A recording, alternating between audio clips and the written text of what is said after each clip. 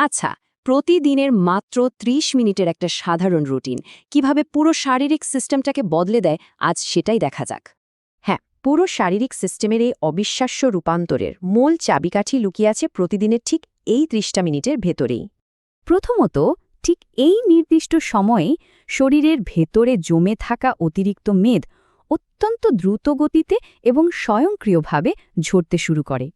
শুধু মেদ কমা নয়, রক্তের শর্করার মাত্রাও এ সময় একদম চমৎকারভাবে স্থিতিশীল আর নিয়ন্ত্রিত একটা অবস্থায় চলে আসে।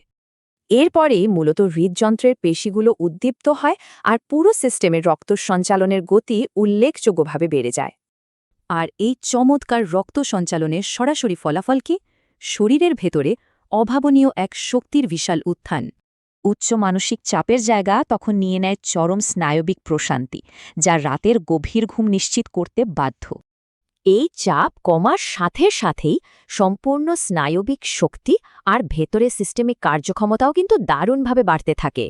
ঠিক একই সময়ে হজম প্রক্রিয়া হয় আরও দ্রুত আর রোগ প্রতিরোধ ব্যবস্থা তৈরি করে এক দুর্ভেদ্য দেয়াল। এই দারুণ শারীরিক পরিবর্তনগুলো ধরে রাখার আসল মেকানিজমটা কি? সেটা হলো প্রতিদিন হাঁটার অবিচ্ছিন্ন অভ্যাস। তাহলে সুস্বাস্থ্যের এই অবিচ্ছিন্ন ধারাবাহিকতা বজায় রাখতে আজকের ব্যস্ত রুটিন থেকে ঠিক ৩০টা মিনিট কিভাবে বরাদ্দ করা হবে?